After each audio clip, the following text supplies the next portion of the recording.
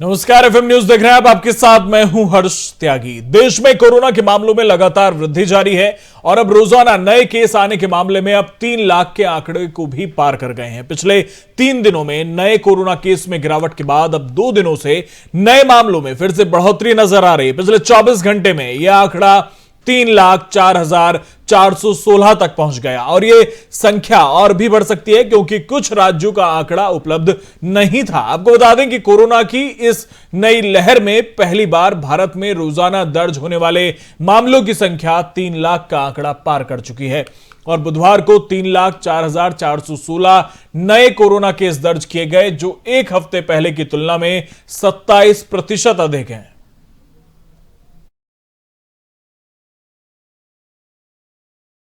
देश में आज से आजादी के अमृत महोत्सव से स्वर्णिम भारत की ओर कार्यक्रम की शुरुआत की गई। पीएम मोदी ने गुरुवार को सुबह 10:30 बजे वीडियो कॉन्फ्रेंसिंग के जरिए कार्य को संबोधित किया। इस कार्यक्रम में ब्रह्म कुमारियों द्वारा आजादी के अमृत महोत्सव को समर्पित साल भर चलने वाले कार्यक्रमों की शुरुआत हुई। पीएमओ ने अपने बयान में कहा कि इन पहलों में 30 से अधिक अभियान और 15,000 से ज्यादा कार्यक्रम आयोजित किए जाएंगे। कार्यक्रम के दौरान पीएम मोदी ने ब्रह्म कुमारियों की 7 पहलों को हरी झंडी दिखाई, जिनमें मेरा भारत, स्वस्थ भारत, आत्मनिर्भर किसान, महिलाएं भारत की ध्वजावाहक, अनदेखा भारत साइकिल रैली, एकजुट भारत मोटर बाइक अभियान और स्वच्छ भारत अभियान के तहत हरित पहले शामिल हैं। इस कार्यक्रम के दौरान ग्रैमी अवार्ड विजेता रिकी रेज द्वारा आजादी के अमृत महोत्सव को समर्पित एक गाना भी जारी किया गया।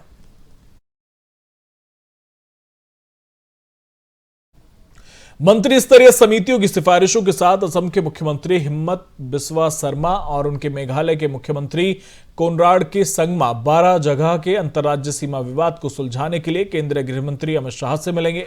असम और मेघालय ने अपने 50 साल पुराने सीमा विवाद को आंशिक तौर पर खत्म करने पर सहमति बना ली है।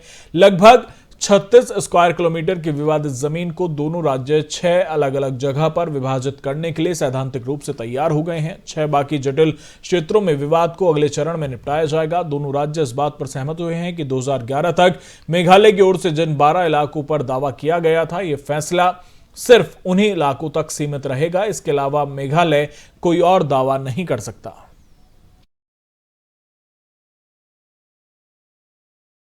उत्तर प्रदेश में पहले चरण के चुनाव के लिए बसपा ने सभी सीटों पर अपने उम्मीदवारों का ऐलान कर दिया है। इससे पहले 15 जनवरी को पहले चरण के लिए पार्टी ने 58 में से 53 उम्मीदवारों के नामों की घोषणा की थी। अब बचे हुए नामों का ऐलान भी कर दिया गया है और पहले जारी किए गए कुछ नामों में तब्दीली भी की गई है। 15 जनवरी को मायावती के जन्मदिन के मौके पर बसपा ने पहले चरण की 58 सीटों में से 53 सीटों पर उम्मीदवार उतारे थे, लेकिन आज उनमें से कई लोगों के नाम काटकर वहां से नए उम्मीदवारों का ऐलान किया गया है। मायावती की बसपा ने गाजियाबाद सीट से पहले सुरेश बंसल को टिकट दिया था, लेकिन नई लिस्ट में उनकी जगह कृष्ण कुमार शुक्ला उर्फ के शुक्ला को टिकट दिया गया। इसी तरह मुजफ्फरपुर जिले की खतौली सीट से पहले माजिद सिद्दीकी को उम्मीदवार बनाया गया था, लेकिन अब वहां से करतार सिंह भड़ाना को टिकट मिला है। इसी तरह हापुड़ जिले के गढ़मुक्तेश्वर सीट से अब पार्टी ने मदन चौहान को मैदान में उतारने का ऐलान किया है, जबकि पहले यहां से मोहम्मद आरिफ के नाम का ऐलान हुआ था। अलीगढ़ की खैर सीट से पहले प्रेमपाल सिंह जाटव का नाम सामने आया था, जिसे अब चारुकेन केन को दिया गया है। मथुरा से भी पार्टी ने उम्मीदवार बदला है। यहां से सतीश कुमार शर्मा को टिकट दिया गया है, जबकि पहले जगजीत चौधरी के नाम का ऐलान हुआ था। आपको बता दें कि 10 फरवरी को यूपी में पहले चरण के लिए चुनाव होना है।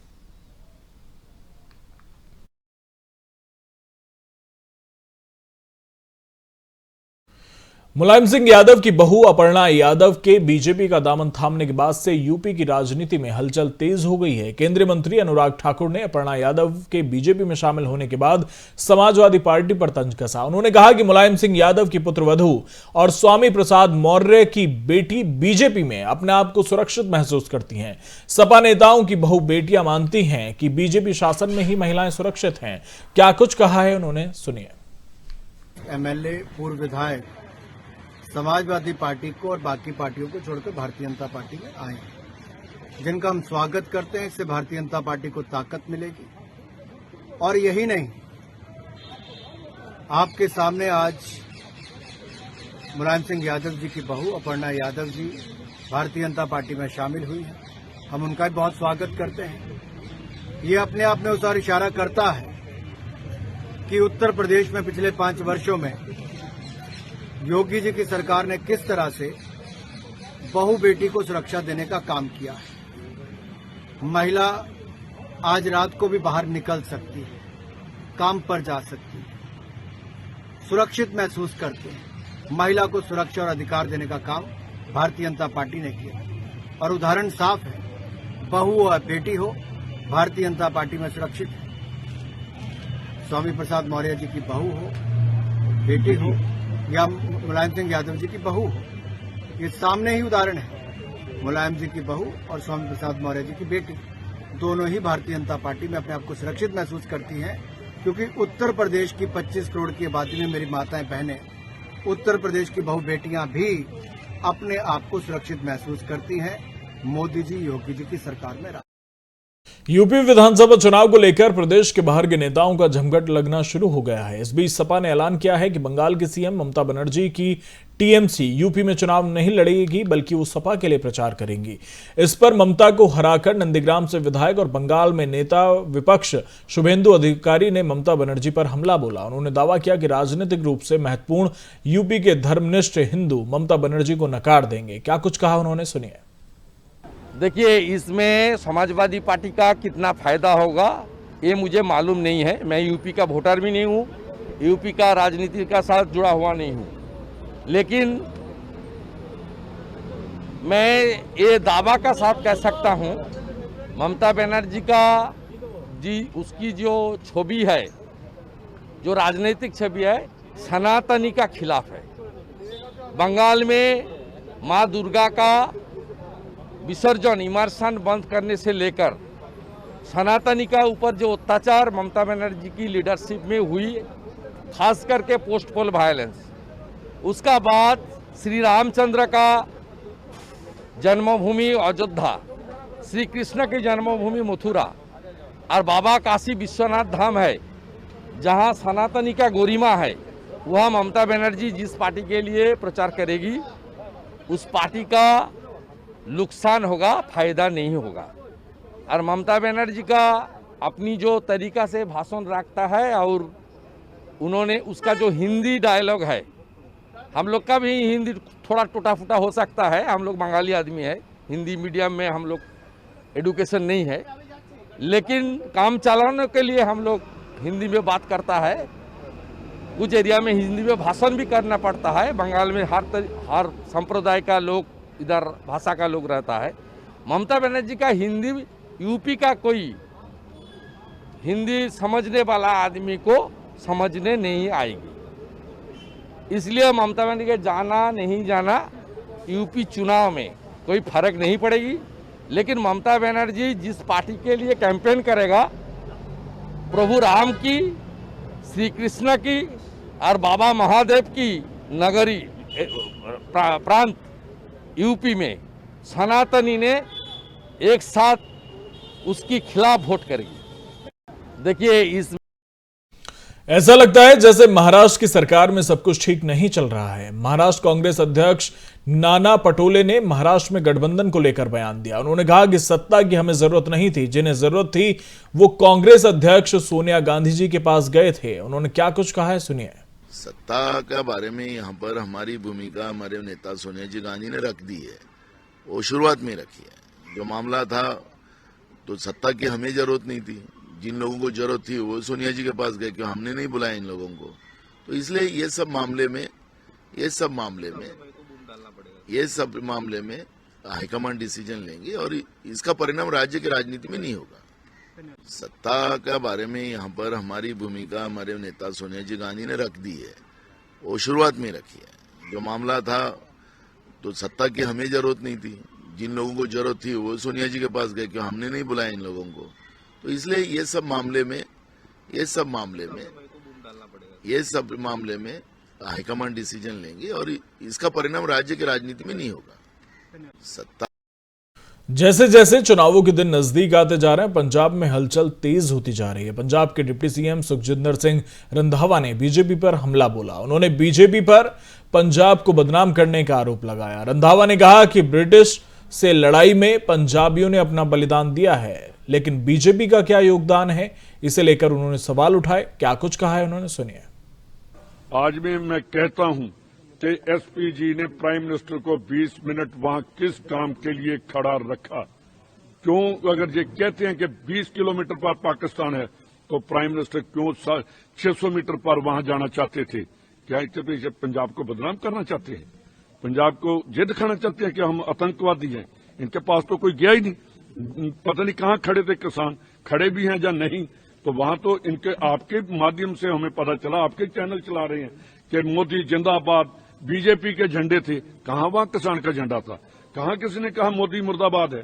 तो आप यार देखिए, पंजाब को बात सुन लीजिए पहले। पंजाब को बदनाम करने की बात है, ठीक है। हमारे एससी है चीफ मिनिस्टर, एससी है पर वो कमजोर नहीं है, हम उसके साथ हैं, पूरा पंजाब उसके साथ है।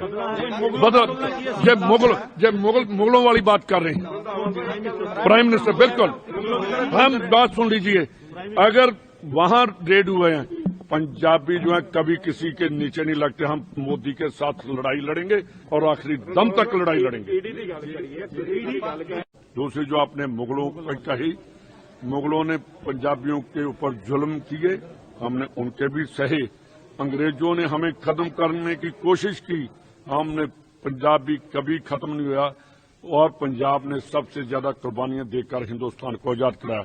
दूसरी बात, तीसरी बात मैं कहना चाहता हूं कि बीजेपी का कोई लीडर खड़ा होकर कह दे कि हमारी परिवार ने, जहां बीजेपी के किसी लीडर ने हिंदुस्तान की आजादी में ये काम किया है, तो सुखजिंदर सिंह रंधावा माफी मांगेगा और हम सभी कहते हैं।